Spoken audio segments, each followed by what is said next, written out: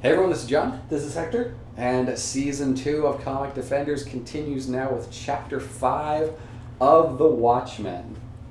Alright. How are we starting out here? What are we seeing? Just the reflection of signs and puddles and water. Once again, a newspaper kind of giving you something we already knew, but still a newspaper. It says Russians invaded Afghanistan, which we already knew. You're getting small little bits of world building here and there. You also get the strong color contrast back and forth between the really harsh red and the more toned down blues and greens. This is another home invasion. We got another home invasion. Moloch is about to get ambushed by Rorschach again. I mean, he's your best, worst enemy, friend. I don't know. Their relationship is so weird. I mean, it's like you get this like strange feeling that Rorschach is kind of like shaking him up, but there's a little bit of caring there. I don't know why I feel it. You know, it's just weird. Then he throws him in a refrigerator. Right. And he goes through like breaks an egg. Like that's like sort of the weirdest intimidation. They're like, I'm gonna ruin all your food and then throw you in the fridge. But yeah, this is again Rorschach trying to have this shakedown to see if he can get anything out of Moloch. Right. And of course Moloch doesn't really know anything. No. Because he's not like a conniving supervillain anymore. He's just some guy who lives in a rundown apartment and is trying to stay alive.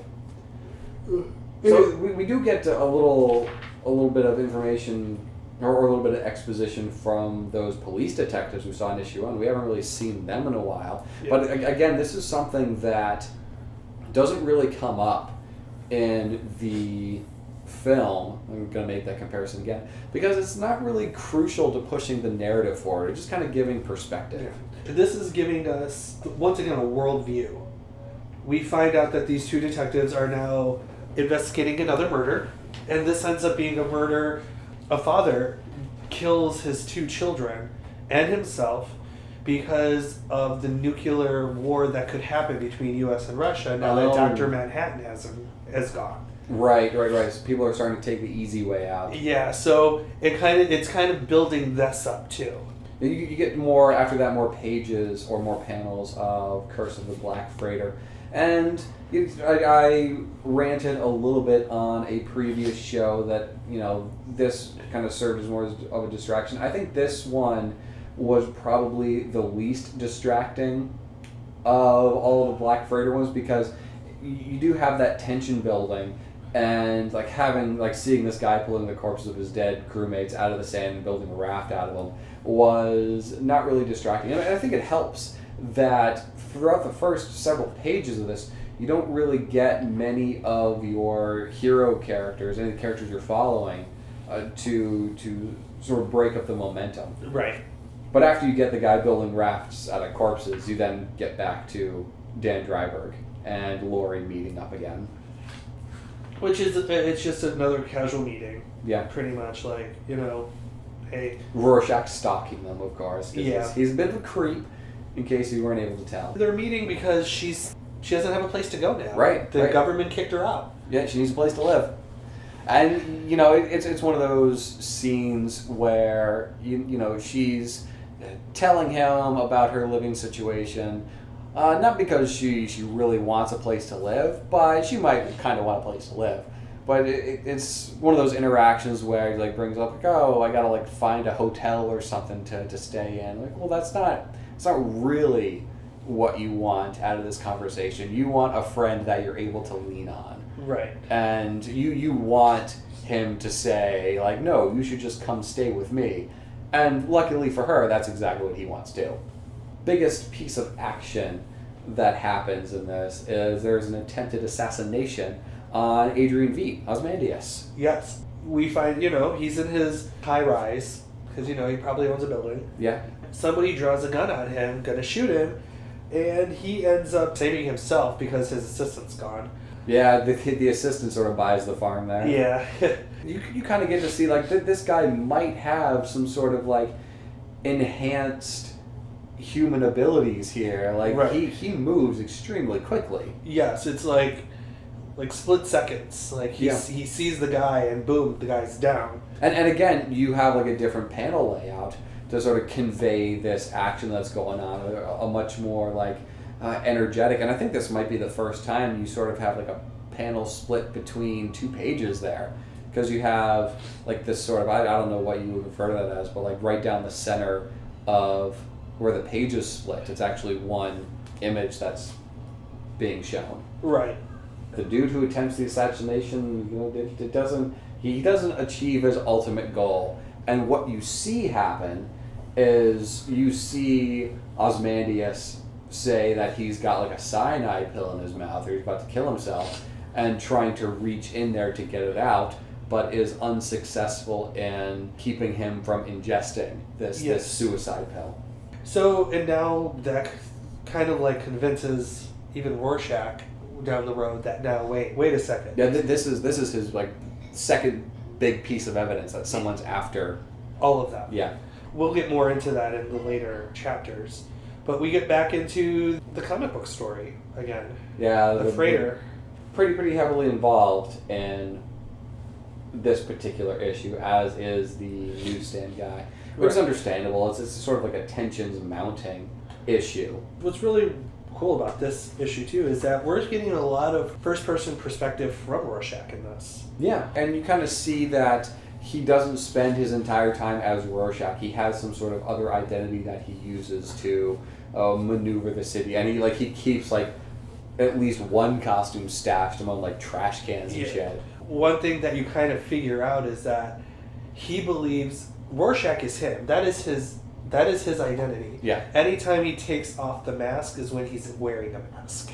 When we're going to get to it, but he like refers to his mask as his face. And yes. We'll get to, like in another really great issue, we'll get to why he thinks that. Yes. Then we get Lori moving in with Dan and more Black Freighter stuff.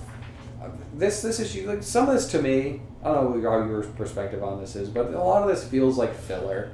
Like they're trying to illustrate that the world is now on a path to certain destruction, which is why there's a lot of like the police officers and the Black Freighter and the newsstand guy. You don't get a whole hell of a lot with the characters that you like. This part is basically telling you that the paranoia is real. Like, one of the next issues is Pakistan next. Is that who Russia's going to go after next? Now that Afghanistan is gone, is that who they're going after next? Right. So it's kind of like this building, like you said, tension. And now you're seeing the citizens of the world feel it. Right. And all that tension culminates with Rorschach going back to Moloch, pay him one more visit to discover that Moloch is dead. Yes. And it's a trap. The panels before, you get those 2 detectives back, and they're talking about a case, and one of them keeps saying, raw shark. What's a raw shark? But the other one kind of gets it, be like, Rorschach, we're going to get this guy. We're good. And they do, but now you see, as you really haven't seen Rorschach in action, unlike everybody else. You've seen him like shaking down some thugs, but this is him kicking it into another gear. Yeah, like this is survival mode, and he's damn good at it. Exactly. I mean, he pretty much almost got away. One thing that they said is that he doesn't carry weapons, which then means that everything around him is a weapon. Yeah. Is that more or less dangerous than someone who carries a weapon? Like he took aerosols and and lighters and made his own personal flamethrower.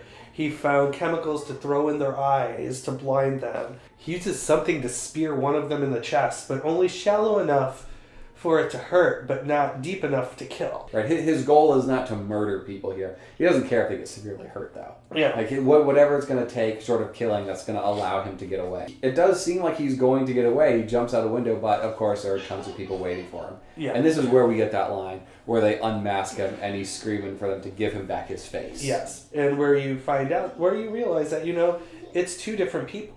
Like, he is 2 different people. Yeah. One of those personalities is much stronger than the other. Yes. And again, you get to finally see what he looks like under the mask. If you've been paying attention, or if you're doing a rereading, you realize that you see this character as like the crazy picketer. Yes. Who, is holding up signs about how the world is going to end. And he also has a couple of small interactions with the newsstand. Yes, he's the one who buys like the conspiracist papers and stuff like that. Yeah. Again, I'll make a reference to the film here. You don't ever see Rorschach, without his face on, interacting with anyone, which I think pays off well when you get that reveal. I think it works in a comic to see him interacting with some people without his face on. Right. Because you don't really think anything of a couple people interacting with each other randomly on a panel. Right. Whereas in a film, if you see the picketer guy interacting with someone else, you think, okay, well then this character must hold some sort of significance. Mm-hmm. You assign that significance to characters that have dialogue in films. It's a really great way to end this issue because you have the issue where it's a lot about the tension that has built, and then you get it to a boiling point through the interactions of Rorschach and the police here. You pick your momentum. Whatever momentum has kind of been stagnant, you pick right back up. And like in this part too, it's kind of like this issue kind of leaves you on a cliffhanger. Like, oh my god, they caught him. Yeah. Like, what's going on? Yeah. What happens to his investigation? Was he sold out? Is someone actually trying to take him out of the equation? Mm-hmm. Did you read through? No, I did not. Okay. I did not read this one. I was over it. I mean, again, it's more of like not Curse of the Black Freighter. We've been saying it the wrong the whole time. It's Tales. Tales of the Black Freighter is. The thing is that, like, I look at it as I didn't really care about those for a lot of it. And then once I reread it a couple times, it was like, oh, okay, it makes sense. But it's still never given me the care to want to know anything else about it. Sure. But I think that is going to bring this episode to a close. Next up, Chapter 6 is going to be so good. Yes. Chapter 6 is a good one.